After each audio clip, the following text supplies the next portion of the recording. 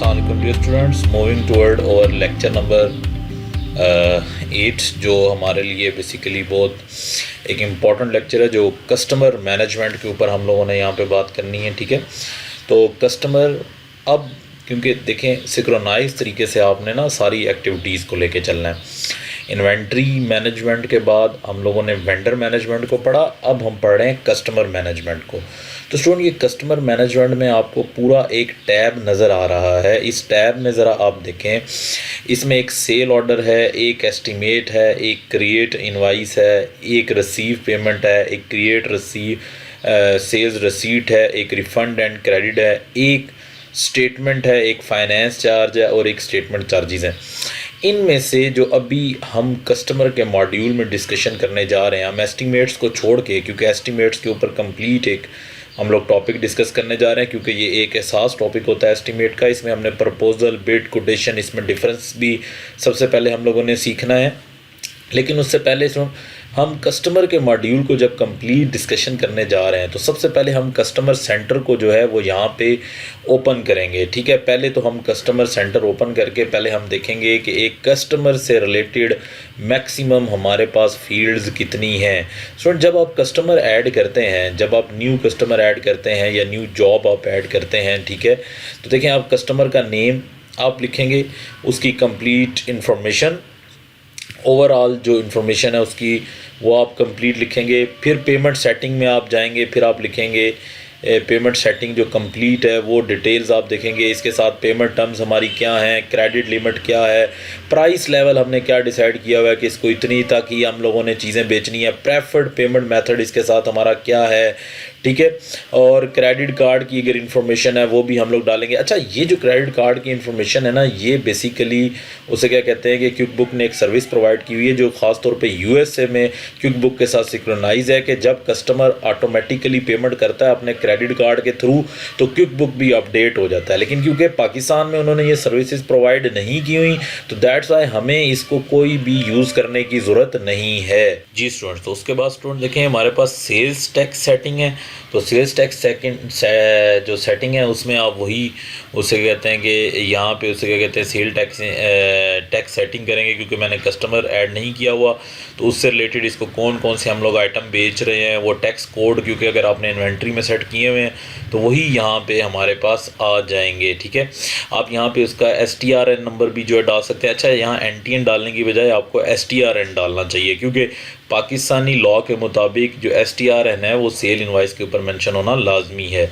ठीक है, उसके बाद एडिशनल इन्फॉर्मेशन में वही कस्टमर का टाइप के वो क्या है, एंड यूज़र है, रिटेलर है, ये क्या है। उसके बाद स्टूडेंट ये रिप्रेजेंटेटिव है, यानी कि हमारा जो सेल्स रिप्रेजेंटेटिव है, यानी कि इस कस्टमर को डायरेक्ट हमारा कौन सा रिप्रेजेंटेटिव माल बेचता है जिसके साथ हम कमीशन तय करते हैं। ठीक है, रिप्रेजेंटेटिव कौन है, यानी कि इस कस्टमर को हमारे पास मोटिवेट करके कौन लेके आया है और कौन उसके साथ डीलिंग कर रहा है, आप उसका नेम यहाँ पे पुट करेंगे। ठीक है, रिप्रेजेंटेटिव का जो आपका वो एम्प्लॉय भी हो सकता है, कोई बाहर का भी रिप्रेजेंटेटिव हो सकता है। ठीक है, अगर आप देखें जिस तरह सेम आपने वेंडर ऐड किया था सेम आप वैसे ही सेल रिप्रेजेंटेटिव का नेम आप ऐड करेंगे। ठीक है, सेम उसी तरह के उसकी टाइप क्या है। ठीक है, कंप्लीट यहाँ से देखें आप उसको ऐड करेंगे सेल रिप्रेजेंटेटिव को। उसी तरह आप देखें ऐड न्यू पे जाएंगे, उसी तरह आप अगर यहाँ पे नाम उसका नहीं आ रहा तो सबसे पहले आप नेम उसका ऐड करते हुए आएंगे कि वो रिप्रेजेंटेटिव है कौन। ठीक है, जिसके ज़रिए से हम इसको तक माल जो है वो पहुँचा रहे हैं। क्यों कि वो वेंडर क्यों लिखा हुआ आ रहा है, उसकी रीज़न ये है कि देखें हमारा रिप्रेजेंटेटिव के साथ भी कॉन्ट्रैक्ट होता है कि हम उनको कभी कभी कमीशन प्रोवाइड करते हैं, दैट्स वाई वो हमारा वेंडर है, क्योंकि हमें उसे पेमेंट करनी है ना। इसी वजह से सेल्स रिप्रेजेंटेटिव का नाम जो है वो वेंडर में आएगा। अब वेंडर हमारा एम्प्लॉय भी हो सकता है, क्योंकि हम उसको भी तो कमीशन पे कर रहे होते हैं, तो उसकी भी तो कमीशन की ऑलरेडी एक डिटेल हमारे पास निकल रही होती है। तो इस वजह से आपको सबसे पहले वो ऐड करना पड़ेगा, एज अ रिप्रेजेंटेटिव आपको वो ऐड करना पड़ेगा। फिर जॉब इन्फॉर्मेशन है, ठीक है, इसकी जॉब डिस्क्रिप्शन, जॉब टाइप, वैसे आपको ऐसा स्टेटस देने की जो है वो ज़रूरत नहीं है। ये तब होती है जब आप लॉन्ग टर्म जॉब्स की बात कर रहे होते हैं। ठीक है, कि ये जॉब स्टार्ट कब हुई, एंड कब हुई। जैसे एक जॉब के ऊपर जब कोई कस्टमर कोई हमसे सिर्फ जस्ट एक जॉब के करवाने के लिए आया है, ठीक है, जिसमें हम प्रोग्रेस बिलिंग की बात कर रहे हैं, जिसमें हम लॉन्ग टर्म कॉन्ट्रैक्ट्स की बात कर रहे हैं, तो उसमें ये कॉलम जो है वो फिल किया जाता है। लेकिन रिटेल बिजनेस में जो कस्टमर आ रहे हैं, बार बार आ रहे हैं, ठीक है, उनके साथ तो सिर्फ ये हमने 3 जो डिटेल्स हैं वो हम लोगों ने फिल करनी है। अब जब आप कस्टमर की जितनी भी रिच इन्फॉर्मेशन स्टूडेंट आप डालेंगे, आपके लिए उतनी परफेक्ट है, आपकी कंपनीज का डेटा उतना ही बेस्ट रहेगा, कस्टमर के साथ उतने ही कंटेक्ट आपके बेहतर रहेंगे, उतने ही आप लोगों को उसे क्या कहते हैं, आप लोगों की जो सारी डिटेल है वो उतनी ही सारी उसे क्या कहते हैं कि बेहतर रहेगी। अच्छा, अब आप अगर मूव करें कस्टमर डिटेल के बाद, अब कस्टमर के सारी साइकोलॉजी पे हम मूव करते हैं। अब हम कस्टमर को डिटेल करते हैं कि कस्टमर के साथ कौन कौन सा इवेंट हो सकता है। उसी तरह जिस तरह वेंडर में मैंने परचेज़ ऑर्डर बनाया था स्टूडेंट, उसी तरह आप वेंडर में क्या करें से कस्टमर में क्या क्रिएट करेंगे। सबसे पहले सेल्स ऑर्डर बहुत ज़रूरी है। सेल्स ऑर्डर क्रिएट करने के लिए बहुत ज़्यादा उसे क्या कहते हैं कि इम्पॉर्टेंट है कि आप सेल्स ऑर्डर को जो है वो क्रिएट करें, क्योंकि ट्रैक बैक डायरेक्ट इनवॉइस बनाने से बेहतर है कि आप पहले ऑर्डर क्रिएट करें, क्योंकि ट्रैक बैक करना बहुत ज़रूरी होता है। होता ऐसे है कि अगर एक कस्टमर ने आपको ऑर्डर दिया लेकिन आप उसकी कमिटमेंट्स को फुलफ़िल ना कर सकें, तो यार आपकी कोई रिपोर्ट तो बने ना कि अच्छा इतने कस्टमर ने हमें ऑर्डर दिए हैं लेकिन ये प्रोडक्ट मैं उनको टाइमली नहीं दे सका। लेट्स सपोज एक कस्टमर आपके पास आता है और आके आपको डिमांड करता है कि जी ये प्रोडक्ट आपके पास है, अब आप उसको कहें जी नहीं है, बस छोड़ दें, ऐसा आपने नहीं करना। देखें, you have to create sale order. बेशक आपके पास प्रोडक्ट नहीं है लेकिन आप उसको क्रिएट तो करें ना सेल ऑर्डर। कल को ऑनर को तो पता लगे कि इतनी हमारे पास जो है वो मैसेजेस सेल्स ऑर्डर इस प्रोडक्ट के आ रहे हैं लेकिन हमारे पास ये प्रोडक्ट अवेलेबल नहीं है। अब लोग इसको स्मार्टली यूज़ नहीं करते, वो कहते हैं कि जी सेल्स ऑर्डर जो है वो बस ठीक है जी, हम लोगों ने जब कोई ऑर्डर होगा कस्टमर का तो तब लिख लेंगे, अदरवाइज़ हमें लिखने की ज़रूरत नहीं है। लेकिन बेसिकली क्विक बुक ने ये सेल ऑर्डर के ऊपर रिपोर्ट्स बनाई हुई हैं। जब आप रिपोर्ट एंड में जाएंगे आपको पता लगेगा कि कितने सेल्स ऑर्डर ऐसे हैं जो स्टिल पेंडिंग हैं। अगर वो सेल ऑर्डर हमारे पेंडिंग हैं तो हम वो रिपोर्ट निकाल के अपने ऑनर के सामने रखेंगे कि सर ये प्रोडक्ट्स हमें नहीं मिल रही, ये प्रोडक्ट हम फैच नहीं कर सक रहे। तो इस वजह से जितना डेटा देखें आपके पास स्ट्रांग होगा उतने ही ज़्यादा आपके पास रिपोर्टिंग भी क्या होगी, स्ट्रांग होगी। अब उसी तरह देखिए स्टूडेंट, ये सेल ऑर्डर के अंदर हमने 1 बाय 1 कॉलम को डिस्कस करना है। यहाँ पे देखें सबसे पहले आप कस्टमर नेम आ जाएगा, जैसे ही कस्टमर नेम तो उससे रिलेटेड आपके पास जितना डेटा है वो फिल होगा। अच्छा, एक बात याद रखें कि जो क्विक बुक है वो ये सेल ऑर्डर नंबर ऑटोमेटिकली आगे खुद ही ट्रांसफ़र करता जाता है, आपको यहाँ पर लिखने की ज़रूरत नहीं होती। Once you have to add just 1 number, एक दफ़ा तो आपको एक नंबर ऐड करने की ज़रूरत है ना। अब जैसे ही मैंने ये यहाँ पे इस कस्टमर को लिखा, अब मैं ये देख रहा हूँ कि इसने मुझे कौन सा आइटम ऑर्डर किया है। ये ऑर्डर आइटम किया जी उसने मुझे 1 जो है वो आइटम उसने मुझे ऑर्डर किया, ठीक है। और ये जो 1 आइटम उसने मुझे ऑर्डर किया है, वो जो 1 आइटम उसने मुझे ऑर्डर किया वो मैंने रेट आप डालना चाहते हैं तो बेशक डाल दें, जनरली सेल ऑर्डर पे रेट नहीं होता, ठीक है। तो ये जैसे उसने मुझे ऑर्डर किया तो मैं अब इसको सेव करने से पहले ज़रा 1 बाय 1 ज़रा एलिमेंट्स के ऊपर डिस्कस करें। अच्छा, अब ये देखिए सेम उसी तरह अगर ये कस्टमर हमें बार बार ऑर्डर दे रहा है तो वही मेमोराइज, जिस तरह हमने परचेज़ ऑर्डर में पढ़ा है उसी तरह मेमोराइज। अब अगर मैं इसको देखें सेव एज PDF करना चाह रहा हूँ तो ये भी एक देखें सेव का ऑप्शन है। इसको सेल ऑर्डर को यहाँ से भी सेव कर सकता हूँ, लेकिन अगर मैं PDF में सेव करना चाह रहा हूँ इसको तो सेव एज PDF, ये PDF फॉर्मेट में भी सेव हो जाएगा सेल ऑर्डर। अच्छा, अब ज़रा देखें स्टूडेंट, उसके बाद फॉर्मेटिंग में अगर आपको ये डेटा लेआउट पसंद नहीं है, आप कस्टमर को ये प्रिंट निकाल के नहीं देना चाहते, तो आप अपना भी कोई डेटा लेआउट जो है वो प्रिपेयर कर सकते हैं। देखें, आप अपना भी कोई डेटा लेआउट प्रिपेयर कर सकते हैं। सेम उसी तरह आप कहते हैं यार सेल ऑर्डर की जगह कुछ और लिखा है, सेल ऑर्डर नंबर की जगह कुछ और लिखा है, शिप टू की ना आए, ये प्रिंट पे भी ना आए, ये स्क्रीन पे भी ना आए, ठीक है, बिल टू आए, टर्म्स जो हैं वो स्क्रीन पे आए लेकिन प्रिंट पे ना आए, ड्यू डेट जो है वो प्रिंट पे आए, सेल रिप्रेजेंटेटिव का नाम हमारे पास आए, अकाउंट नंबर मेरे पास ना आए, शिप डेट ना आए।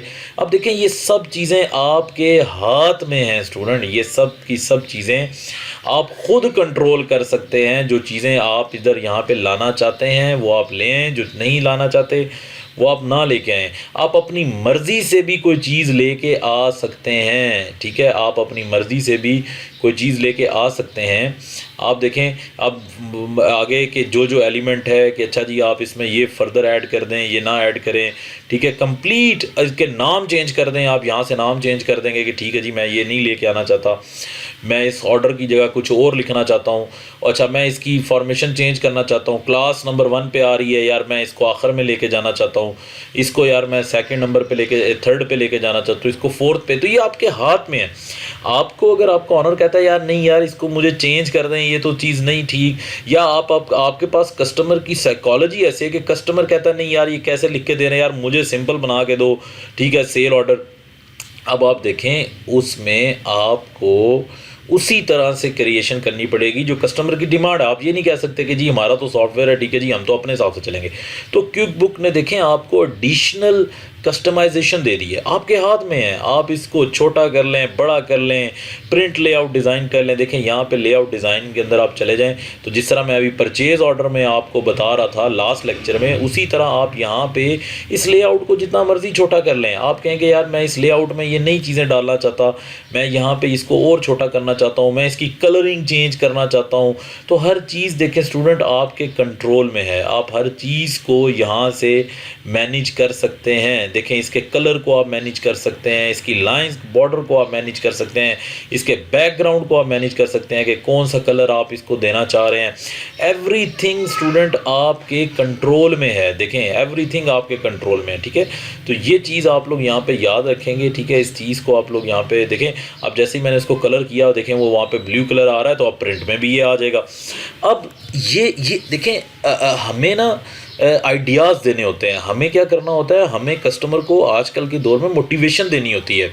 हमें अगर क्लाइंट लेना है पाकिस्तान में या हमने फ्रीलांसिंग के अंदर ये बात करनी है, तो हमें देखें कस्टमाइज डिज़ाइन के ऊपर बात करनी है। हम कोई यूनिक चीज़ सामने लेके आएंगे। सर देखें मैं क्विक बुक से आपको ऐसे इन्वाइस निकाल के दूंगा। जस्ट आप बताएं कि आपको क्विक बुक का अगर इन्वाइस नहीं चाहिए तो मुझे बताएं आपको इन्वाइस किस टाइप की चाहिए, आपका कस्टमर किस टाइप का जो है वो डिमांड कर रहा है। तो एवरीथिंग हमारे कंट्रोल में है। इसमें कोई ऐसे नहीं है कि हम कोई चीज़ मर्जी है हम उसके ऊपर लेके भी आ सकते हैं और उससे प्रिंट पे भी स्क्रीन पे भी कि एंटर करते हुए भी डेटा। तो ये सब चीज़ें हमारे कंट्रोल में हैं, ठीक है। जब आप अपनी मर्ज़ी का डेटा लेआउट डिज़ाइन कर लेंगे। अब देखें आइटम और ये तो हमेशा से रहेगा, ये तो आपका हमेशा से रहेगा। रेट यहाँ डालना चाहते हैं तो बेशक रेट आप डाल दें। वैसे जनरली सेल ऑर्डर के ऊपर रेट नहीं होते, ठीक है। जैसा ऑर्डर होता है, अब ये रेट उसने हमें डाल दिया। कस्टमर का कोई मैसेज है वो आप पुट करना चाहते हैं। अब ज़रा स्टूडेंट देखें इसमें एक वर्ड आ रहा है क्लास का। अब प्लीज़ इसको ज़रा गौर से देखिएगा, क्लास क्या चीज़ है, ठीक है। देखिए स्टूडेंट क्लास जो है वो हम वेंडर के अंदर भी डील कर रहे थे। क्लास मैंने आपको कहा था फ़िलहाल छोड़ दें, क्योंकि अब आप क्लास को ज़रा स्टडी करेंगे तो अब आपको पता लगेगा। होता ये है कि स्टूडेंट मेरा बिज़नेस एक ही होता है, लेकिन मैं उसमें डिफरेंट डोमेन की प्रोडक्ट्स बेच रहा होता हूँ। अब ज़रा फोकस कीजिएगा कैसे। अब होता ये है कि जैसे मेरा अब उसे क्या कहते हैं कि गाड़ियों का पार्ट्स बेचने का बिज़नेस है। अब स्टूडेंट उसमें क्लास है मुख्तलिफ। प्लग्स एक क्लास है, ठीक है। उसके बाद मेरे पास डिफरेंट टाइप के प्लग्स फिर उसके बाद आ जाते हैं। उसके बाद मेरे पास इंजन ऑयल गाड़ियों का ये एक क्लास है। अब होता ये है कि मुझे मेरा मालिक ये कहता है, ऑनर ये कहता है कि यार मुझे प्रॉफिट एंड लॉस बताओ कि मैंने इंजन ऑयल कितना बेचा है। अब आप कंफ्यूज हैं कि यार मैं इसको कैसे वो प्रॉफिट एंड लॉस लेके आऊँ कि वो क्लास में उसके कितने खर्चे हुए या क्या मैनेज हुआ। अब आपको क्विक बुक ऑप्शन देता है कि आप यहाँ से क्लास बना लें। देखिए इसने क्लास बनाई हुई है, automatic pool system, manual pool system मैं बेच रहा हूँ, मैं कस्टम पूल सिस्टम बेच रहा हूँ, मैं इंस्टॉलेशन या एक्सटेंडेड वारंटी। ये कस्टमर मेरे से जो आइटम लेके जा रहा है वो क्लास क्या है। ये इंजन ऑयल तो लेके जा रहा है 4 लीटर वाला, लेकिन वो बेशक वो मैं शेल का लेके जा रहा हूँ, लेकिन उसकी क्लास तो इंजन ऑयल है ना, उसकी टॉप क्लास तो इंजन ऑयल है। अब आप तो इंजन ऑयल शेल का भी बेच रहे हैं, टोयोटा का भी बेच रहे हैं, कैलटेक्स का भी बेच रहे हैं, लेकिन यहाँ तो आप आइटम वही लिखेंगे 4 लीटर वाला इंजन ऑयल। लेकिन क्लास जो आपको सिलेक्ट करनी पड़ेगी वो क्या सिलेक्ट करनी पड़ेगी, engine oil. The class mean the category. अगर मैं इसको मजीद स्पेसिफाई करूं तो कैटेगरी की बात है। अगर आप कैटेगरी सिलेक्शन कर लेंगे तो स्टूडेंट रिपोर्टिंग के ऊपर हमारे पास बहुत ज़्यादा अच्छी इम्पैक्ट आएगा कि अगर आपको आपका ऑनर ये कहेगा कि मुझे फौरी तौर पे ये बताएं कि यार मुझे प्लग्स ने कितना कमा के दिया, चाहे वो प्लग चाइना के थे, जापान के थे, थाईलैंड के थे, जिस मर्जी कंपनी के थे, मुझे टोटल प्लग बताएं। अब देखें आप स्टूडेंट कन्फ्यूजन में चले गए, क्योंकि आपने आइटम तो अलग-अलग के अब आप रिपोर्ट निकालें, ऐड करें और एक नई कैटेगरी में आप इन्वॉल्व हो जाएं, एक नई मुश्किल में आप इन्वॉल्व हो जाएं। व्हाई नॉट यार कि आप शुरू से ही क्लास डिसाइड कर लें। तो ये स्टूडेंट वो स्टडी होती है। देखें हमारा मकसद सिर्फ क्विक बुक को चलाने का नहीं है, हमारा मकसद ये है कि हम क्लाइंट को बेस्ट ऑप्टिमाइजेशन सोल्यूशन दें ताकि हम मार्केट के अंदर ज़्यादा इन हो सकें। बुक कीपिंग के साथ साथ हम क्लाइंट की सामने रखें जो उसके ऑब्जेक्टिव हैं और उसकी नज़र से हम उस चीज़ को क्लासीफाई करें और देखें कि क्या उसमें क्लास बननी है या नहीं बननी। अब एक बंदा प्रोडक्ट ही 4 बेच रहा है यार, उसकी क्लास बनाने की क्या ज़रूरत है? ये उधर बनाने की ज़रूरत है जब मल्टीपल स्टोर्स हैं, जब मल्टीपल स्टोर्स हैं स्टूडेंट, जहाँ आप मल्टीपल आपके स्टोर रूम में मल्टीपल आप चीज़ें बेच रहे हैं, मल्टीपल इन्वेंट्री की क्लासेस हैं, वहाँ आपको क्लास बनाने की ज़रूरत है। इससे होगा क्या, एवरी ट्रैकिंग ऑफ एक्सपेंस और एवरी जो आपकी इनवाइस है वो क्लास के हिसाब से रिकग्नाइज हुई होगी और आप फौरी तौर पे पता आपको लग जाएगा कि आपने किस क्लास के आइटम को बेचा है। Let's suppose there is another solution. अब आपको पता है कि यार आप की कस्टमर की क्लासेस अलग हैं। फॉर एग्जांपल एरिया वाइज मैं बात कर लेता हूँ, अब ज़रा गौर से सुनिएगा। एरिया वाइज लेट्स सपोज के कभी कभी ऐसे लोग होते हैं वो कहते हैं कि यार मैं जो 5-6 एरिया में चीज़ें बेचता हूँ और मेरे ना जो हर एरिया वाइज ना यार मेरी ना कस्टमर के ऊपर खर्चे आ रहे हैं। लेट्स सपोज कि जो इंटर इस्लामाबाद में चीज़ें बेचता हूँ ना उनके ऊपर डिलीवरी चार्जेस कुछ और हैं, जो मैं इस्लामाबाद से बाहर बेचता हूँ उनके ऊपर डिलीवरी चार्जेस कुछ और हैं, जो मैं लाहौर में बेचता हूँ उसमें डिलीवरी चार्जेस कुछ और हैं। हर जगह का कस्टमर ना मेरे लिए अलग ही खर्चे कर रहा है। अब आप कहेंगे कि सर आपको अगर अच्छी रिपोर्टिंग चाहिए तो आप एरिया वाइज क्लास बना लें। कल को अगर मैं इस्लामाबाद का ये बात ढूंढूंगा, अगर मैं ये ढूंढूंगा कि इस्लामाबाद में मेरे पास कस्टमर के ऊपर कितने खर्चे आ रहे हैं तो मैं इजीली क्लास वाइज आइडेंटिफाई कर सकूंगा। तो स्टूडेंट देखें ये क्लास का बहुत एक इम्पॉर्टेंट उसे क्या कहते हैं मैसेज है। अब ज़रा वेंडर की डिटेल में जाएं, ज़रा देखिए मैंने आपको, अब हम बैक टू वेंडर की डिटेल में चलते हैं क्योंकि सेल ऑर्डर को तो यहाँ तक हम लोगों ने कंप्लीट कर लिया। अब ज़रा वेंडर की डिटेल में मैं एक चीज़ जस्ट आपको बताना चाहता हूँ, ज़रा रिकॉल करें, दैट इज़ क्लास।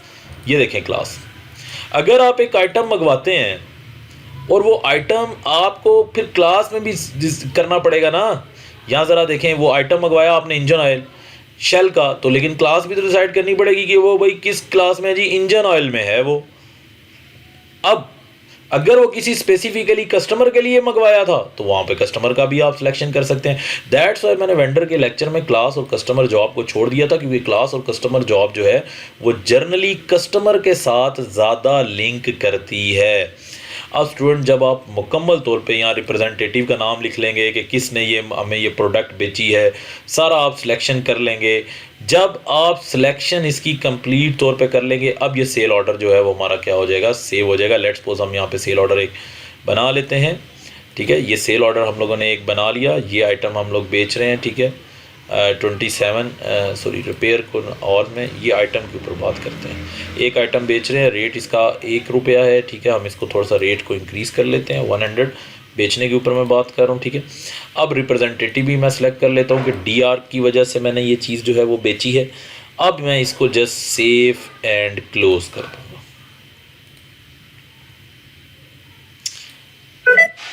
जी, अब ये हमारा सेल ऑर्डर क्रिएट हो गया, ठीक है। अब जो स्टूडेंट ये सेल ऑर्डर हमारा क्रिएट हुआ है, ये सेल इनवाइस के अंदर अब ट्रांसफ़र होने के लिए जाएगा। ये सेल ऑर्डर किस में ट्रांसफ़र होने के लिए जाएगा, इनवाइस के अंदर। जाहिर बात है, अब फाइनली उसने मुझे ऑर्डर दिया, अब बारी है कि मैं उस ऑर्डर को इनवाइस के अंदर लेके जा सकूं। एक तो ये है, यहाँ से देखें, आप उस ऑर्डर को ओपन कर लें दोबारा से, ये वो ऑर्डर था, ठीक है। यहाँ से आप इनवाइस में ले जाएं। अब ज़रा थोड़ा सा देखिएगा, क्रिएट परचेज ऑर्डर के ऊपर भी मैं बात कर रहा हूँ, ये भी एक लिंक है। देखें अब आपके पास ये सामान नहीं है, कस्टमर ने आपको ये कह दिया कि जी सामान ये आप मुझे मंगवा के दें, आप अब उस फौरी तौर पे सामान का ऑर्डर क्रिएट कर दें, तो परचेज़ ऑर्डर जिससे आपने सामान मंगवाना है। अब अगर आपके पास सामान है और आप बेचने चाह रहे हैं तो आप अब यहीं से इनवाइस क्रिएट कर देंगे, आप यहीं से इनवाइस क्रिएट कर देंगे, ठीक है। देखें यहीं से आप सारी की सारी इनवाइस को क्या कर देंगे, क्रिएट कर देंगे। फिर उसी तरह क्लास सेलेक्ट कर लेंगे कि इनकी कौन सी क्लास है। देखें यहाँ से भी आपको क्लास सिलेक्शन की तरफ आप जा रहे हैं, कौन सी क्लास है जी आपकी, आप इस चीज़ को सिलेक्ट कर देंगे, ठीक है। अब एक एक चीज़ थोड़ा सा आप माइंड में रखें, सेम उसी तरह जो इनवाइस है इसका भी फॉर्मेट चेंज हो सकता है, इसका भी फॉर्मेट चेंज हो सकता है स्टूडेंट। सेम उसी तरह आप कह रहे हैं यार नहीं कस्टमर को ऐसी इनवाइस नहीं मिलनी चाहिए यार, मैं थोड़ी कलरफुल इनवाइस देना चाहता हूँ और मैं यार यहाँ एक अच्छा सा मैसेज और लिखना चाहता हूँ, तो स्टूडेंट आप इसको लिखें, आप इसको तरतीब दें, ठीक है। आपके पास ये सारे ऑप्शन हैं। अब मेन अगर ऑप्शन पे हैं उसी तरह मेमोराइज, आप अगर बार बार ये चीज़ें बेच रहे हैं उसी तरह ये बात हमें करते हुए आएगा, ठीक है। अच्छा, अब जब ये सारे के सारे फंक्शन आपके कंप्लीट हो गए, अब ज़रा देखिए स्टूडेंट, ये सारे के सारे फंक्शन आपके यहाँ पे कंप्लीट हो गए, अब होगा क्या, अब ये इनवाइस आपकी देखिए ऑर्डर से बन गई। आप डायरेक्ट भी इनवाइस बना सकते हैं, जैसे आप लोगों को मैंने पहले बताया था कि क्रिएट इनवाइस करें, आप डायरेक्ट बना सकते हैं, ठीक है। अभी आप देखें कि आपने ये इनवाइस बनाई, अगर तो इस इनवाइस के वो पैसे दे रहा है तो यहाँ से पैसे ले लें जस्ट, ठीक है। अगर तो ये पैसे दे रहा है तो यहाँ से आप पैसे ले लेंगे उसी तरह के, सर ये इसने हमें ये पैसे दे दिए, ये 100 रुपीज़ इसने दे दिए। वैसे हमने रिसीविंग का मॉड्यूल आपको पता है कि कंप्लीट चेक करना है, लेकिन जस्ट मैंने आपको ये ऑप्शन बताया, लेकिन अभी तो हमने पेमेंट के मॉड्यूल के ऊपर कंप्लीट जाना है। लेकिन आप देखें कि स्टूडेंट ये कस्टमर की एक इनवाइस क्रिएट हो गई है, यानी कि उधार के ऊपर ये बात मैं कर रहा हूँ, पैसे के ऊपर बात नहीं कर रहा, ठीक है। जो इसके साथ टर्म्स हमारी सिलेक्ट हुई थी, नेट 10 के 10 दिन के अंदर उसने पैसे देने हैं, उसने 30 दिन के अंदर पैसे देने हैं, उसने 60 दिन के अंदर पैसे देने हैं, तो टर्म्स जो सिलेक्ट हुई थी वो हम यहाँ पे साथ लिखेंगे। जो उसका परचेज़ ऑर्डर नंबर था, कस्टमर ने जो हमें ऑर्डर दिया होगा चीज़ मंगवाने का, वो हम यहाँ पे लिखेंगे अगर वो गिवन है, क्योंकि आपको पता है सरकारी इदारों में ये नंबर हमारे पास बहुत चलता है। अगर आपको इनवाइस का फॉर्मेट नहीं पसंद, आप कोई भी चीज़ अपनी मर्ज़ी की यहाँ पे ऐड कर सकते हैं, कोई भी चीज़ आप लिख सकते हैं, ठीक है, जो प्रिंट के ऑप्शन के आपके पास, लेकिन जर्नली आइटम कितने ऑर्डर बेचे और अमाउंट आप लाजमी लिखेंगे, ठीक है। जब ये अब सब चीज़ें आपने की, अब ज़रा देखें उसी तरह इसमें अगर अब आपने ये सोचा कि नहीं यार ये अभी मैंने कीमत फ़ाइनल करनी है, सामान तो दे रही है लेकिन कीमत मैंने फ़ाइनल करनी है, तो आप इसको मार्क एज पेंडिंग कर देंगे। अब जब आप रिपोर्ट में जब भी जाएंगे ना, तो ये आपको हमेशा शो कर रहा होगा कि यार इसको आपने कुछ ना कुछ देखना था। तो जब आप इसको ओपन करेंगे तो आपको पता लग जाएगा कि इसकी मैंने जो रेट है वो क्या करना है, चेंज करना है। जो रेट है वो मैंने क्या करना है, चेंज करना है। तो इस चीज़ के ऊपर आप लोगों ने उससे क्या कहते हैं कि वो ख़ास तौर पे देखना है। अब स्टूडेंट, अब इस इनवाइस के को अब प्रोसेस करते हैं और फिर हम इन 4 चीज़ों की तरफ आते हैं जो यहाँ पे लिखी हुई हैं। लेकिन सबसे पहले इस इनवाइस को हम प्रोसेस करते हैं। ये एक मैंने सिंगल इनवाइस की यहाँ पे आपको बात की है। ये हमारी एक सिंगल इनवाइस है जिसमें मैंने प्रोडक्ट बेची उधार के ऊपर और अभी तक मेरे पास कैश नहीं आया, ठीक है। उधार के ऊपर मैं ये प्रोडक्ट बेच रहा हूँ। क्लास के ऊपर हम लोगों ने डिटेल में बात की, ठीक है। तो उसी तरह रिप्रेजेंटेटिव भी आ गया कि जिसने ये प्रोडक्ट बेची है, तो इसको जस्ट मैं अब ये सेव कर रहा हूँ, ठीक है। क्योंकि असल में मैंने डेट चेंज की हुई है ना, दैट्स वाई वो मुझे ये ऑप्शन दे रहा है कि यार आपने डेट चेंज की हुई है ना। इस वजह से आपको ये घबराना नहीं है, क्योंकि ये तो मुझे ऑप्शन दे रहा है, क्योंकि आपको तो जब भी आप करेंगे करंट डेट पे बैठ के करेंगे तो आपके पास तो जो है वो ये सारे का सारा सोल्यूशन आ जाएगा, ठीक है। अब स्टूडेंट, हम लोगों ने नेक्स्ट इन पॉइंट्स की तरफ हम लोगों ने बढ़ना है। जी स्टूडेंट, तो अब देखें इसमें मैंने add time cost, apply credit, create a batch और रीफंड और क्रेडिट, इन चार चीज़ों को अब मैंने एक्सप्लेन करना है। पेमेंट्स को तो मैं अलग लेकर था, लेकिन ऐड टाइम और कॉस्ट इसको तब तक हम नहीं कर सकते जब तक हम टाइम शीट ना बनाना सीख लें। तो टाइम शीट एक अलग हमारा लेक्चर है जिसको हम लोगों ने पहले देखना है। पहले हम टाइम शीट को देखेंगे। जैसे वेंडर में मैंने आपको क्लास छुड़वाई थी, अब आपको मैंने कस्टमर में पहले क्लास को पढ़ाया है, फिर आप देखिए उसको मैंने वेंडर के साथ प्रीवियस लिंक किया है कि अब आपने कैसे लिंक करना है। ऐसे ही अब मैं पहले आपको टाइम डलवाना सिखाऊंगा, फिर आप ऐड टाइम कॉस्ट को लिंक करेंगे। लेकिन अप्लाई क्रेडिट का कंसेप्ट क्या है? होता है ऐसे स्टूडेंट के कोई कस्टमर आपको पैसे ज़्यादा दे जाता है, लेट्स सी देयर। लेकिन यहाँ पे मैं कस्टमर को निकालूँ तो ये देखें, एक कस्टमर जो मेरे पास चल रहा है, अगर हम ये टॉप पे एक हम कस्टमर की इनवाइस को यहाँ पे जस्ट मेंशन करें, ये एक इनवाइस है, जस्ट 1 मिनट, मुझे ये जस्ट इनवाइस डिलीट करने दें, फिर मैं आपको एक इनवाइस क्रिएट करके दिखाता हूँ। यहाँ पे अब ज़रा यहाँ स्टूडेंट देखिएगा कि ये देखें, ये कस्टमर का बैलेंस चल रहा है नेगेटिव, हालांकि कस्टमर से तो मैंने पैसे लेने ही होते हैं। इसका मतलब ये है कि ये मेंशन ये कर रहा है कि आपने 2793 रुपया कस्टमर को देना है। अब हुआ क्या, अब होता ये है कि कभी कभी कस्टमर कहता है कि यार ये मेरे पैसे अपने पास रहने दो, ठीक है, इसको यूज़ ना करो, जब मैं बताऊंगा तब इसको यूज़ कर लेना। जी स्टूडेंट्स, तो देखें अब उसके 2793 रुपया मेरे पास पड़े हुए हैं। अब जब वो कहेगा तो मैं इसको यूज़ कर लूँगा, जब नहीं कहेगा तो मैं नहीं यूज़ करूँगा। अब लेट्स सपोज उसने मुझे कह दिया कि यार जो मेरे आपके पास पहले पुराने पैसे पड़े हुए थे ना, आप उसको यूज़ कर लें। अब मैं क्या किया, मैंने अब इनवाइस जब मैं उसको चीज़ें बेचने लगा, अब ज़रा देखें, जब मैं उसको चीज़ें बेचने लगा तो यहाँ पे ये ऑर्डर उसका सबसे पहले खुल गए हैं। वो कह रहा है अवेलेबल सेल ऑर्डर, यानी कि ऑलरेडी इसने आपको ये सेल ऑर्डर किया हुआ है। तो लेट्स सपोज कि ये वाला सेल ऑर्डर जो है वो मैं इसमें ले लेता हूँ, ठीक है, और सारा सेल ऑर्डर जो है वो मैंने फिल कर दिया। तो टोटल मेरे पास बन गया 34,687। ऑलरेडी देखें मैंने ऑर्डर बनाया हुआ था ना, तो आप ऑर्डर से डायरेक्ट इनवाइस भी तो बना सकते हैं ना, जिस तरह मैंने अभी आपको प्रीवियस सिखाया। अगर आप यहाँ कस्टमर का नेम लिखेंगे तो ऑर्डर ऑलरेडी आपको ऑप्शन दे देगा कि भाई ये ऑर्डर आ गया है, आप बताएं कि जी इसको आगे कन्वर्ट करना है। आपके दिखे के ऑर्डर को मैंने आगे इनवाइस में कन्वर्ट कर दिया।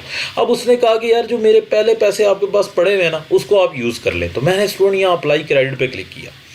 अब देखिए जैसे ही अप्लाई क्रेडिट पे क्लिक किया तो वो पहले कहेगा कि भाई इसको ज़रा आप सेव कर लें पहले ट्रांजैक्शन को। जैसे ही मैंने ट्रांजैक्शन को सेव किया तो देखें अब वो कह रहा है कि जी आप 2793 रुपये सर आपके हमारे पास पहले पड़े हुए हैं, आप इसमें से सारे पैसे यूज़ करना चाहते हैं या नहीं करना चाहते। वो कहता है जी नहीं जी सारे यूज़ कर लें। अब मैंने कहा ठीक है जी, मैंने सारे यूज़ कर लिया। अब देखिए 34,000 का बिल था लेकिन क्रेडिट यूज़ हो गया। अब उसका बिल कितने से बन गया, 31,894 से। जैसे ही आपने डन किया ये देखें 31,894 से बिल बन गया। अब उसको ये बात पता लग जाएगी कि ऑलरेडी जो मेरा पुराना किया हुआ अप्लाई क्रेडिट था इन्होंने वही यहाँ पे अप्लाई किया है। तो अप्लाई क्रेडिट का कंसेप्ट हमारे पास ये होता है। तो अब मैं इसको इनवाइस को जस्ट क्लोज कर दूंगा तो इस इनवाइस का जो आगे इम्पैक्ट है वो उसी तरह से चला गया होगा। तो स्टूडेंट देखें अप्लाई क्रेडिट का कंसेप्ट हमारे पास बहुत मेन, अच्छा हर दफ़ा नहीं, कभी कभी ना हमारे माइंड से निकल जाता है कि यार उसके तो हमारे पास पैसे पड़े हुए हैं। अब होता ये है कि आप इनवाइसेस बनाते जाएं, लेजर तो आपका इक्वल होता जाएगा माइनस, लेकिन कस्टमर जब आपको खुद कहे कि भाई इतने पैसे मेरे पास आपके पड़े हुए हैं तो आप इसको यूटिलाइज़ करें, तो अब आप मुझे उसको काट के दे दें। कभी कभी ऐसा होता है कस्टमर कहता नहीं यार वो पैसे पड़े रहने दो, वो मैं उस प्रोडक्ट में यूटिलाइज़ करूँगा, अभी आप मुझे ये प्रोडक्ट भेज दो, तो आप उसको ये प्रोडक्ट ऐसे ही दे दें। तो देखिए स्टूडेंट मैनेज चलना होता है, ऐसे नहीं होता कि यार कस्टमर के यार पहले पैसे पड़े हुए हैं तो ऐसे दे दें। बिजनेस की दुनिया में ऐसे नहीं होता। आपको पता है कि बिजनेस की दुनिया में customer specific product to product चलता है, अगर आप लार्ज बिजनेसेस के ऊपर बात करें तो। जी तो स्टूडेंट अब हम बढ़ते हैं, नेक्स्ट अपना पॉइंट है क्रिएट अ बैच। होता है ऐसे स्टूडेंट ज़रा फोकस करें कि कभी कभी ऐसे होता है कि आपसे 3-4 कस्टमर मुसलसल एक ही चीज़ मंगवाते हैं। अब बजाय इसके कि आप उन 5-6 कस्टमर की बैठ के 1 बाय 1 आप इनवाइसेस पुट करें, वाई नॉट कि आप इस तरह करें कि आप उनको उससे क्या कहते हैं उन सब कस्टमर की एक ही इनवाइस बना लें, जैसे डनिंग पूल, ठीक है, और स्टोर की और इसके अलावा लॉस वेज, इन 3 की मैंने एक ही इनवाइस बना ली। प्रैक्टिकली ज़रा देखें होता है ऐसे कि मेरी ना एक बिज़नेस है लेकिन उसके 4 ब्रांचेज़ हैं। अब वो 4 ब्रांचेज़ जो कस्टमर है वो उन 4 ब्रांचेज़ पे सामान मंगवाना चाहता है, तो अब मसला एक ही सामान मंगवाना चाहता है। अब बजाय इसके कि मैं उन 4 को अलग-अलग बिल बना के सेंड करूँ, वाई नॉट कि मैं उनको एक ही चीज़ भेजनी है यार, वाई नॉट मैं उनकी बैच के अंदर ट्रांजेक्शन कर लूँ। तो मैं ऐसे उन तीनों को ऐड करूंगा कि जी इन 3 पे मैंने एक ही सामान भेजना है, मैं नेक्स्ट ऐसे प्रोसेस करूंगा। अब वो मुझसे पूछ रहा है कि आपने क्या सामान भेजना है, ठीक है, क्या सामान भेजना है। अब वो सामान क्वांटिटी ऐड करेंगे कि जी एक क्वांटिटी हमने भेजनी है सब पे ये एन स्प्रिंग की, ठीक है, और हमने 20 के हिसाब से ये भेजनी है, ठीक है। और जस्ट मैं इसको जो है फिर नेक्स्ट प्रोसेस यानी कि आप सारा ऐड करेंगे और उसके बाद आप नेक्स्ट कर देंगे और ये जस्ट देखें आपने क्रिएट इनवाइस कर देना। वो कह रहा है कि देखें इसकी अब हम क्रिएट इनवाइस करने लगे हैं। ये 3 स्टेप में देखें इनकी तीनों की इनवाइस जो है वो क्या हो जाएगी, क्रिएट हो जाएगी, ठीक है। अब आपने ये तीनों की इनवाइस हमारे पास इजीली क्रिएट होगी। अब बजाय इसके कि हम लोग इसको 1 बाय 1 क्रिएट कर रहे होते हैं, स्टूडेंट देखें हम इनको वन बाय वन क्रिएट कर रहे होते हैं। तो हमने देखें कैसे क्रिएट कर लिया, हमने बैच की फॉर्म के अंदर इस इनवाइस को क्या कर लिया, क्रिएट कर लिया। और ये देखें ये इनवाइस इस टाइम हमारे पास ये क्रिएट हो गई, ठीक है। अब क्योंकि इसका क्रेडिट ऑलरेडी अवेल हुआ था, इस वजह से वो 100 रुपीज़ जो है वो क्रेडिट के अंदर हमारे पास आ गए।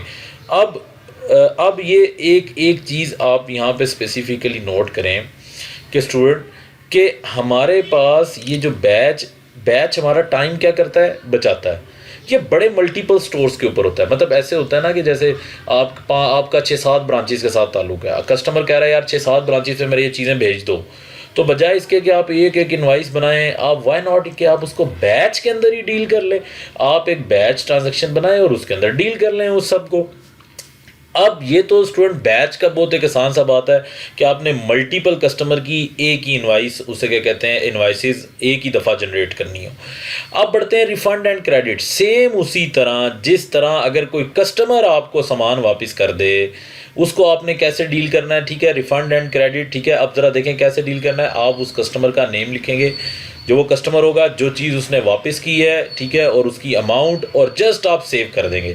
लेट्स सपोज कि उस कस्टमर ने एंड स्प्रिंग एक वापस कर दिया है, इसको जस्ट, और आप क्या कर देंगे, आप इसको जस्ट सेव कर देंगे। तो सेव एंड क्लोज जस्ट, बस ये एक बात है कि इसको रिटेन ही रहना चाहिए, ठीक है। उसके बाद में खुद ही लेजर के अंदर या इनवाइस के अंदर आप इसको किसी इनवाइस के ऊपर अप्लाई करना चाहते हैं, तो वो कह रहा है कि ये आप 1 रुपीज़ किस इनवाइस पे अप्लाई करना चाहते हैं, किस इनवाइस में से उसने आपको रिटर्न किया है, तो आप उस इनवाइस की भी सिलेक्शन आप कर सकते हैं। वरना आप उसको ऐसे ही जाने दें तो वो लेजर से माइनस हो जाएगा, उससे ऐसे कोई, वैसे इनवाइस टू इनवाइस अगर चलेंगे तो वो भी ज़्यादा बेहतर है, डायरेक्ट लेजर से भी माइनस कर देंगे तो वो भी ज़्यादा बेहतर है। हर ऑप्शन मेरे पास अवेलेबल है। रिफ़ंड एंड क्रेडिट क्या चीज़ है, अगर कोई कस्टमर हमें चीज़ क्या कर दे, वापस कर दे। तो जो कस्टमर से रिलेटेड हमने यहाँ पे इन इंफॉर्मेशन को क्या किया, डिस्कस किया। अच्छा, अब थोड़ा सा फोकस करें एक और चीज़। अब ये जो इनवाइसेस हैं, ये मल्टीपल इनवाइसेस हैं। देखें होता ऐसे है कि आपको भी मैंने बताया कि आप इनवाइसेस के बहुत से फॉर्मेट बना सकते हैं। अब हुआ ऐसे कि आपने कहा यार कि ये जो 7-8 कस्टमर हैं इनके लिए ये इनवाइस का फॉर्मेट चलेगा, अच्छा, और बाकी जो कस्टमर हैं उनके लिए ये इनवाइस का फॉर्मेट चलेगा। अब आप डिफरेंट नंबर ऑफ इनवाइसेस बना के यहाँ सेव कर सकते हैं। प्रोफेशनल इनवाइस है जी, अच्छा हम ये इस तरह हम लोग डील करेंगे। अब आप डिफरेंट इनवाइसेस बना के यहाँ पे क्या कर सकते हैं, सेव कर सकते हैं। कि हर कस्टमर की डिमांड अपनी होती है ना, तो अब ये थोड़ी है कि आप हर टाइम इनवाइस की जाके फॉर्मेट कर रहे हो। आप इनवाइस बना के सेव कर लें, तो मल्टीपल आप इनवाइसेस बना के, 1000 ऑफ इनवाइसेस बना के आप सेव कर सकते हैं। और जो कस्टमर को जो डिमांड है इनवाइस की, आप वो इनवाइस यहाँ पे क्लिक करें और आप कस्टमर को वही इनवाइस उसी फॉर्मेट की प्रिंट होके मिलेगी। अब होता यह है कि अगर मेरा 2 टाइप का बिजनेस है, मैं प्रोडक्ट भी बेच रहा हूं और मैं सर्विसेज भी कर रहा हूं, तो डेफिनेटली प्रोडक्ट की इनवाइस में तो आइटम आएगा, लेकिन सर्विस की इनवाइस के अंदर डेफिनेटली जो स्टूडेंट है वो आइटम नहीं आएगा, क्योंकि उसमें तो मैं उसको जो है वो क्या कर रहा हूं, मैं उसमें तो उसको ऑरली चार्ज कर रहा हूं ना। तो देखें मैं ऑरली, देखें वो यहाँ पे और बाय क्वांटिटी, देखें ये चीज़ आ गई, रेट और अमाउंट भी यहाँ पे आ गया। तो देखें जब मैं सर्विस परफॉर्म कर रहा होता हूँ किसी कस्टमर की, तो देखें एक जेन में रखें माइंड में कि मैं उसको क्वांटिटी नहीं बेच रहा, मैं उसको ऑरली रेट प्रोवाइड कर रहा हूँ कि मैं इतने घंटे तुम्हें दूंगा, मेरी ये सर्विसेज हैं। तो स्टूडेंट आप मल्टीपल इनवॉइसेस बना के सेव कर सकते हैं। कोई इसमें नहीं है कि आप जी 2 इनवॉइसेस बना लें या 3 बना लें। देखिए कभी कभी कस्टमर ये ऐसा होता है, वो कहता है यार मुझे ये नहीं चाहिए, यहाँ पे नाम चेंज कर दो। अब आप क्या बार बार ये काम कर रहे हो, तो यार आप एक ही दफ़ा टेम्पलेट बना के सेव कर लें। आपको पता है यार ये कस्टमर है, ये कस्टमर हमेशा यही डिमांड करता है इनवॉइस की, आप उस इनवॉइस के ऊपर वो चीज़ बना दें। इम्पैक्ट तो पीछे वैसे ही जाएगा ना। आप देखें जो लेजर्स हैं वो तो वैसे ही बैलेंस हो रहे हैं, रिपोर्ट्स तो वैसे ही नहीं कर रहे हैं, आपको तो काउंटिंग करने की जरूरत नहीं है, आपको तो यहाँ जस्ट डेटा पुट करने की जरूरत है। और इस डेटा पुट करने के अंदर कौन सा आपने कैलकुलेशन है, आपने तो देखना है कि वो चीज़ क्या आपके सामने लेके जा रहा है। अब ये सारा हमारे पास सिनेरियो इस चीज़ का क्रिएट हुआ है। अच्छा, अब ये तो मैंने जनरल सारी इनवाइस पुटिंग की डेटा की बात कर ली। अब स्टूडेंट ज़रा देखें इसके ऊपर कि जब आप आइटम बेचने के लिए जाते हैं और आपके पास थाउजेंड्स ऑफ आइटम है, अब आपने सर्च करनी है, तो आप यहाँ से सर्च जब करेंगे, ज़रा सर्च का क्राइटेरिया देखें।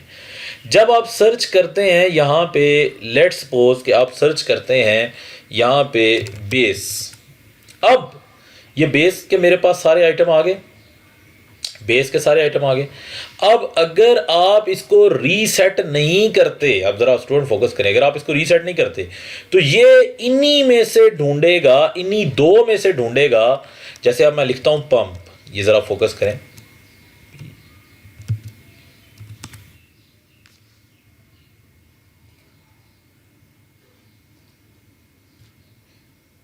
जी। तो स्टूडेंट देखें, यहाँ पे आपने सबसे पहले जब सर्चिंग की, देखें सबसे पहले सर्चिंग जब आपने की तो अब आपने सर्चिंग में बेस और ये आपके पास आ गए। अगर आप रीसेट नहीं करते और आप वहाँ पे उसमें से कोई चीज़ ढूंढना चाहते हैं, लेट्स सपोज कि आपने जस्ट यहाँ पे सी लिखा, तो अब सी से रिलेटेड सारे एलिमेंट आपके पास आ गए जहाँ जहाँ पे सी यूज़ हो रहा है। बल्कि मुझे कंप्लीट, मैं ऑल फील्ड में यूज़ कर रहा हूँ ना, इस वजह से कनेक्टर, मुझे अब ये कनेक्टर मैंने लिखा। यहाँ पे ज़रा आप फोकस कीजिए, मैं जस्ट यहाँ पे देखें, मैं CO लिख लेता हूँ, ठीक है।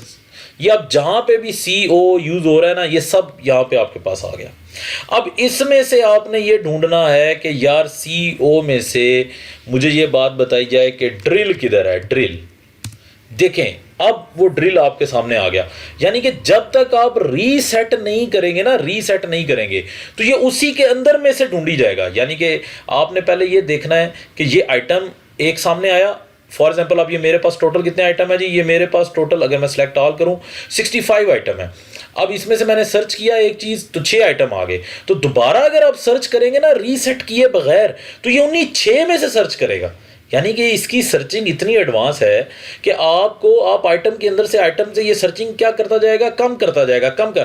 पहले 65 आइटम है, 65 से फिर 30 पे आ जाएगा, 30 से फिर 25 पे आ जाएगा, 25 से फिर 20। तो आपको ढूंढने में आसानी होगी। लेट्स सपोज 1000 ऑफ आइटम है। अब आप कह रहे हैं पता नहीं यार ये मुझसे क्या, अब आपको नाम नहीं पता कि यार वहाँ पे मैंने नाम क्या लिखा था, तो आप किसी भी हेड से सर्च कर सकते हैं, क्योंकि आपने उसकी डिस्क्रिप्शन तो लिखी होगी ना कंप्लीट। चलें यहाँ तो आपने उसका नाम एक टोटल कम लिखा होगा, लेकिन देखिए डिस्क्रिप्शन में ये रोलर है, लेकिन रोलर भी कौन सा है, रॉकी रोलर है।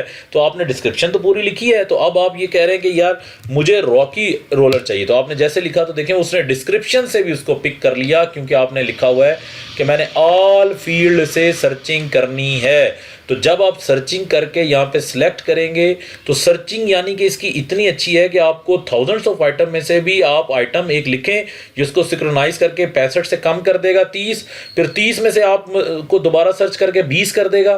मतलब आपको बार बार रीसेट करने की ज़रूरत नहीं है, आप उसी के अंदर से रिफाइन सर्चिंग परफॉर्म कर सकते हैं। अब ये तो सर्चिंग का हमारे पास कंप्लीट हो गया। अब स्टूडेंट जो फोकस है वो ये है हमारा इसकी तरफ। अब है जी फाइनेंस चार्ज की तरफ। अब ज़रा प्लीज़ इसके ऊपर आप लोगों ने लाजमी तौर पे फोकस करना है कि फाइनेंस चार्ज हमारे पास क्या चीज़ है। पेमेंट की तरफ तो हम बाद में आएंगे ना, क्रिएट सेल रिसीप्ट और रिसीव पेमेंट, इनकी तरफ हम बाद में आएंगे, क्योंकि अभी तो हम सिर्फ इनवाइस जो उधार पे माल बेच रहे हैं उसको क्रिएट करना सीख रहे हैं। क्योंकि पेमेंट की टर्म्स को हम लोगों ने अलहदा देखना है कि पेमेंट हमने रिसीव कैसे करनी है, पे कैसे करनी है, इस चीज़ को हम लोगों ने अलहदा डिटेल में देखना है, और फिर उस पेमेंट की रिपोर्टिंग को भी। लेकिन अभी फाइनेंस चार्ज क्या चीज़ है स्टूडेंट? कभी ऐसे होता है कि आपने कस्टमर के साथ मुआहदा किया हुआ है कि यार तुमने मुझे 30 दिन के अंदर पेमेंट करनी है, लेकिन कस्टमर 30 दिन से की पेमेंट नहीं कर सकता, 30 दिन से जो है वो नहीं कर सका। अब आपने उसको कहना है कि यार तुम डिले कर रहे हो। देखो जैसे बैंक है, बैंक हमसे इंटरेस्ट लेता है ना, वो कहता है भाई आप डिले कर रहे हो पेमेंट का तो इंटरेस्ट दो। ऐसे ही कस्टमर से भी मैंने वो फाइनेंस चार्ज लेना है, इंटरेस्ट लेना है कि भाई तुम पेमेंट डिले करते जा रहे हो तो अब मुझे तुम उसका इंटरेस्ट क्या करो, पे करो। तो मैं अब फाइनेंस चार्ज पे जाऊँगा। ज़रा स्टूडेंट यहाँ पर फोकस करें, मैं फाइनेंस चार्ज पे जाऊँगा और फाइनेंस चार्ज पे जाके सबसे पहले मैं सेटिंग, ज़रा देखें और कोई चीज़ नहीं, सबसे पहले मैं किस में जाऊंगा, सेटिंग में। जब मैं सेटिंग में जाऊंगा तो पहले मैं डिसाइड करूंगा कि मैंने उन पे इंटरेस्ट क्या चार्ज करना है। ये देखें सेटिंग में कंपनी प्रेफरेंसेस पहले मैं देखूंगा मैंने कितना चार्ज करना है, 18%। लाइक मैं कहता हूं जी नहीं जी मैंने तो 10% चार्ज करना है। मिनिमम फाइनेंस चार्ज यानी कम से कम 1 रुपया तो चार्ज होना चाहिए। यानी कि अगर 10% मैं लेता हूं तो कम आता है, तो लेकिन कम से कम एक, फॉर एग्जांपल एक बंदे ने मेरा 2000 देना है तो 2000 का 10% कितना आएगा, 200। लेकिन अगर मैं मिनिमम चार्ज कह देता हूँ 250, तो वो 200 की बजाय कितना चार्ज कर देगा, 250। ग्रेस पीरियड यानी कि आपने बस 30 दिन के बाद कितने का ऊपर वक्फा देना है, मैं कहता हूँ यार 1 दिन का सिर्फ देना। फिर अकाउंट, वो भी तो मेरे पैसे इनकम है ना यार, जो अब मैं कस्टमर को चार्ज कर रहा हूँ कि भाई तुम डिले कर रहे हो, तो वो भी तो मेरी इनकम है ना यार, उसकी मैं अकाउंट यहाँ पे सिलेक्शन करूँगा।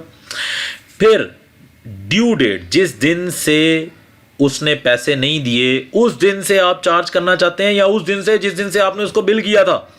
लेकिन जनरली ये चीज़ गलत है, हमेशा होना ऐसे चाहिए जिस दिन से उसने मुझे पैसे नहीं दिए, वो देनी थे, मेरी कमिटमेंट थी, लेकिन वो उस दिन से उसने पैसे नहीं दिए तो वहाँ से चार्ज होना चाहिए। तो स्टूडेंट मिनिमम चार्ज के कम से कम यार इतना तो होना चाहिए चार्ज, और एनुअल इंटरेस्ट देखें इन दोनों में से विच वन इज़ हायर, वो सिलेक्शन में आ जाएगा। अब मैंने इसको ओके किया, ये मेरी सबसे पहले सेटिंग होगी। मैंने कहा यार ये मेरे पास अब इस डेट पे आज के दिन किसी का भी जो है वो मैं एक्सेस चार्ज करूं, तो अगर आप देखें फाइनेंस चार्ज में गया तो अब मैंने इस दिन की सिलेक्शन की, तो इस दिन में कोई भी ऐसा बंदा नहीं है जिस पे फाइनेंस चार्ज लग रहा हो। तो चले मैं आगे चला जाता हूँ, अब मैं आगे चला जाता हूँ, मैं ये सिलेक्शन कर लेता हूँ। तो देखें स्टूडेंट, इस दिन जो कैरन डी है उस पे चार्ज हो रहा है, कितना चार्ज हो रहा है देखें 10%, कितना चार्ज हो रहा है 250, ठीक है। अगर आप उससे भी आगे चले जाएं, मैं उससे आगे चलता हूं, ठीक है, मैं जाता हूं अगस्त में, इसमें देखता हूं कि किस पे है, देखें इस पे भी सिर्फ कैरन डी है। अगर मैं इससे आगे चला जाऊं तो देखें आप कितने ज़्यादा आगे, इस पे भी चार्ज हो गया, इस पे भी हो गया, इस पे भी हो गया, कैरन डी के ऊपर भी हो गया, ठीक है। अब मैंने इसको क्या कर दिया स्टूडेंट, एक्सेस चार्ज, देखें स्टूडेंट इसके ने 20 रुपये देने थे ना, तो 20 का 10% बनता है 2, लेकिन फिर भी उसने 250 चार्ज कर दिया। जस्ट मैंने इस पर क्लिक करना है, या स्टूडेंट इनकी ऑटोमेटिकली फाइनेंस चार्ज हो जाएगा, आपको कोई एंट्री पास नहीं करनी। ये देखें स्टूडेंट, इसको ये चार्ज हो गया कि तुमने मुझे 250 रुपया और पे करना है। अगर आप इसके बैलेंस में जाएं, बैलेंस डिटेल में, तो आप देखें इसके अंदर ये 250 रुपया क्या हो गया होगा, ऐड हो गया होगा। ये देखें ना 250 रुपया ऐड हो रहा है, और 725 भी। ओ भाई इसने मुझे ये फाइनेंस चार्ज पे करना है, क्योंकि इसने बहुत डिले किया है मुझे पैसे देने में। तो मैंने आप देखें कि सारे की सारी अमाउंट इसमें क्या कर दी, फाइनेंस चार्ज की चार्ज कर दी। बात याद रखिएगा कि जो बंदा डिले करता है पेमेंट, तो आपने उसको चार्ज अगर करना हो, पेनल्टी देनी हो, तो वो खुद ब खुद ये करेगा, कोई एंट्री पास करने की ज़रूरत नहीं है, कोई डेबिट क्रेडिट करने की ज़रूरत नहीं है, no need of any accounting knowledge. Just select करें कि वो इनकम किस अकाउंट में जानी चाहिए, तो ये खुद ही ये प्रोसेस परफॉर्म करता हुआ नज़र आएगा। तो स्टूडेंट देखें, ये हमारे पास सारी कस्टमर की डिटेल थी। Once call sale order, sale order से इनवाइस बनेगी। जो 4 चीज़ें इनवाइस के ऊपर हैं उसको हम लोगों ने समझा कि क्या होता है रिफंड, अप्लाई क्रेडिट क्या होता है, इनवाइस के साथ आपने रिलेशन को, इस चीज़ को इस्टेब्लिश किया, फाइनेंस चार्ज। पेमेंट्स की तरफ तो हम बाद में जाएंगे क्योंकि पेमेंट्स को हम लोगों ने नेक्स्ट लेक्चर के अंदर डील करना है, लेकिन सबसे पहले आपको कस्टमर क्रिएशन और इनकी इनवाइस प्रोसेस की तरफ बात समझ आनी चाहिए कि ये क्या है। अब कस्टमर से जुड़ी मेरे पास जो चंद रिपोर्ट्स हैं वो क्या है स्टूडेंट, एक बात देखें, मैंने आपको एडवांस रिपोर्टिंग की तरफ लेके जाना है और मैंने आपकी मैनेजमेंट स्किल्स को बढ़ाना है। जब मैंने आपकी रिपोर्टिंग, क्योंकि रिपोर्टिंग को हमने एंड वाले लेक्चर्स में बड़ा डिटेल में डिस्कस करना है, अभी क्योंकि एक वेंडर से रिलेटेड आपको फौरी तौर पे क्या रिपोर्ट चाहिए, एक कस्टमर से रिलेटेड आपको फौरी तौर पे क्या रिपोर्ट चाहिए, वो तो हर टाइम यहाँ पे आपके पास अवेलेबल है यार इनके मॉड्यूल में, कि हमने इससे कितने पैसे लेने हैं, हमने इसको अभी तक कितनी इनवाइसेस दी हैं, डेट भी आप सिलेक्ट कर सकते हैं। आप उसी तरह यहाँ से क्विक रिपोर्ट भी इसकी ले सकते हैं, ठीक है, ये क्विक रिपोर्ट भी आप ले सकते हैं कि पूरी इन्फॉर्मेशन उसी तरह आप डेट, जिस तरह स्टूडेंट सेम सिनेरियो वेंडर्स का था उसी तरह सेम सिनेरियो इसका भी है, आप कंप्लीट डिटेल में जा सकते हैं। अब अगर मैं रिपोर्ट के कॉलम में जाऊं और कस्टमर एंड रिसीवेबल में जाऊं, तो उसी तरह स्टूडेंट, उसी तरह मेरे पास एजिंग आएगी कि किस बंदे ने मुझे कितनी देर से पैसे नहीं दिए। ये देखें किस बंदे ने मुझे कितनी देर से पैसे नहीं दिए, उसकी डिटेल मेरे पास आएगी। ये सब करंट ही हैं, ये 30, 60 और 90 दिन में कोई जा ही नहीं रहा, देखें सब करंट में ही जा रहे हैं। किस बंदे ने कितनी देर से मुझे पैसे नहीं दिए, ठीक है। उसी तरह आपके पास डिटेल आएगी कि टोटल मैंने पैसे कितने लोगों से लेने हैं, वो आपके पास डिटेल आएगी। देखें बिग एंड स्टोर से आपने कुछ भी नहीं लेना। इसी तरह आपके पास ये सारे देखें डिटेल हर कस्टमर की आपके पास आ जाएगी। अब क्योंकि रिपोर्टिंग सेगमेंट को बड़ा हमने डिटेल में डिस्कस करना है, लेकिन यहाँ पे आपको चंद एक जो कस्टमर के साथ रिपोर्टिंग है वो तो लिंक करूँ ना, कि वेंडर को कितने पे करने हैं, कितने दिन से पे नहीं किए, कस्टमर को कितने पे करने हैं, कस्टमर से कितने सॉरी लेने हैं, और कितने दिन से कस्टमर ने जो है वो मुझे पैसे नहीं दिए। ये 2 रिपोर्ट्स तो कस्टमर की बहुत ज़रूरी होती हैं। एक कस्टमर हमारे साथ क्या क्या काम कर रहा है उसकी हिस्ट्री पूरी यहाँ से ही निकल आती है, कस्टमर के मॉड्यूल से निकल आती है। आपको फर्दर कोई भी सर्चिंग करने की ज़रूरत नहीं पड़ती, फर्दर किसी भी एलिमेंट के अंदर जाने की ज़रूरत नहीं पड़ती। अब स्टूडेंट, क्योंकि वेंडर और कस्टमर कंप्लीट हो गया तो इसका मतलब है आइटम एंड सर्विस भी कंप्लीट हो गया। क्यों? क्योंकि माल आया तो ऐड हुआ, माल बिका तो चला गया। इसका मतलब ये है कि ये आइटम और सर्विसेज जो हैं वो फौरी तौर पे साथ साथ अपडेट हो रहे होंगे। अब आप देखना चाहते हैं कि एक आइटम मेरे पास कितने से पड़ा है, लाइक आप देखते हैं कि यार ये बेस मेरे पास, आपने बेस को लिखा, ये बेस आपके पास आ गया, ठीक है। अब आप इस बेस में से आपको पता लग गया, अगर आप इस बेस की कैटेगरी में से ढूंढना चाहते हैं इसी सर्च में से, तो आप स्टूडेंट यहाँ इसके अंदर मज़ीद आप सर्च विद इन करके आप मज़ीद यहाँ पे सिलेक्शन कर सकते हैं। लेकिन दोबारा से देखें, आइटम एंड सर्विसेज में गए, अब आप देख रहे हैं कि एक स्टॉक मेरे पास कितना है, तो आप उससे स्टॉक, क्योंकि साथ साथ अपडेट हो रहा है, इन भी हो रहा है, आउट भी हो रहा है। एक तो मुझे ये रिपोर्ट चाहिए होती है कि ये स्टॉक मेरे पास है कितने का, मैं बेच कितने का रहा हूँ। अब अगर इस स्टॉक से रिलेटेड आपको कोई और इंफॉर्मेशन यहाँ पे चाहिए और आपको नज़र नहीं आ रही, तो स्टूडेंट आप यहाँ पे जाएंगे, राइट क्लिक करेंगे और राइट क्लिक करके आप कस्टमाइज कॉलम करेंगे। आपके पास यहाँ थाउजेंड्स ऑफ कॉलम हैं जो आप चाहते हैं। आप कहें यार मुझे इसकी टैक्स एजेंसी भी चाहिए, यहाँ पे मुझे इसका सेल टैक्स कोड भी चाहिए, मुझे इसका स्टाइल भी चाहिए। जो आप कॉलम यहाँ पे डिमांड करना चाहते हैं वो कॉलम आप यहाँ पे लिखेंगे। और आपको पता है कि आप अपनी मर्जी से भी कोई कॉलम बना सकते हैं कस्टम फील्ड में जाके, जो हमने इन्वेंट्री में सीखा था उस कॉलम। अब ये देखें, ये कॉलम आप कहेंगे यार मुझे तो ये कॉलम भी साथ चाहिए, तो आप मल्टीपल कॉलम ले सकते हैं। अब ये इन्वेंट्री अपडेट है, आपको पता है कि ये इन्वेंट्री इस टाइम मेरे पास इतने से पड़ी है। अगर आप इसकी रिपोर्ट देखना चाहें, आप जैसे मैंने इसके ऊपर क्लिक किया, मैं इसकी एक रिपोर्ट देखना चाह रहा हूँ, क्विक रिपोर्ट। अब ये मुझे बता देगा कि ये आइटम कहाँ कहाँ से ख़रीदा था और कहाँ कहाँ बेचा था। स्टूडेंट ये देखें, ये क्लियर कट बता रहा है कि ऑन हैंड 54 है, लेकिन कहाँ कहाँ से ख़रीदा था और कहाँ कहाँ से बेचा था। आइटम रसीट इससे ख़रीदा था, इससे बेचा था, फिर इन्वेंट्री एडजस्टमेंट हुई थी, यानी कि हमने माइनस किए थे, कोई स्टॉक एडजस्ट किया होगा, फिर हम लोगों ने देखें ये बेचा था। तो अब देखें ये सारे एलिमेंट्स आपके सामने यहाँ पे नज़र आ रहे हैं, ठीक है। तो आपने किस तरह देखें क्विक रिपोर्ट लेनी है एक इन्वेंट्री से रिलेटेड, जिस उस आइटम को स्टॉक को क्लिक करें या रिपोर्ट में जाएँ और क्विक रिपोर्ट के ऊपर क्या कर दें, क्लिक कर दें। इसकी प्राइस देखनी है तो आप देख सकते हैं। अब स्टूडेंट देखें, ये इन्वेंट्री से रिलेटेड मुझे 2 चीज़ें चाहिए होती हैं, मेरे पास स्टॉक कितना पड़ा हुआ है और क्विक रिपोर्ट, ये कहाँ से आया था कहाँ गया था, इन आउट इसका कंप्लीट, इसकी प्राइसिंग वो तो फ्रंट पे अवेलेबल है। अगर आप कोई और अपने कॉलम से भी लेके आना चाहते हैं तो आप यहाँ पे मेंशन करते हैं, ठीक है। तो इन्वेंट्री से लेके माल आने से लेके माल जाने तक आपने ये सारी डिटेल को यहाँ पे देखा। और स्टूडेंट मेरे 90% ऑपरेशन यही हो रहे होते हैं, मेरे 90% ऑपरेशन जो हैं वो इन्हीं के अंदर जो है वो फॉल कर रहे होते हैं। और एक ऑनर को इन्हीं को वेल मैनेज करने की ज़रूरत है। आप देखें वो खुद मैनेज कर रहा है, आपको तो फ्रंट एंड सिर्फ यूज़ करना आना चाहिए, आपको तो इसकी लैंग्वेज के ऊपर जस्ट फोकस करना आना चाहिए। तो लैंग्वेज के ऊपर फोकस करना इसके लिए बड़ा इंपॉर्टेंट है। तो देखें ये स्मॉल मीडियम इंटरप्राइजेज, हर एक हेड को हर एक इवेंट, आपके माइंड में जो इवेंट आता है आप सोचें, देखें वो इवेंट इन्हीं 4 चीज़ों के अंदर 5 चीज़ों के अंदर ही हो रहा होगा। तो student thank you very much. आज कस्टमर के ऊपर आप प्रैक्टिस करें, ठीक है। तो अगर कोई प्रॉब्लम है तो शेयर करें, और नेक्स्ट इंशाल्लाह ताला अब हम अपनी पेमेंट्स के मॉड्यूल की तरफ बढ़ेंगे। Thank you very much.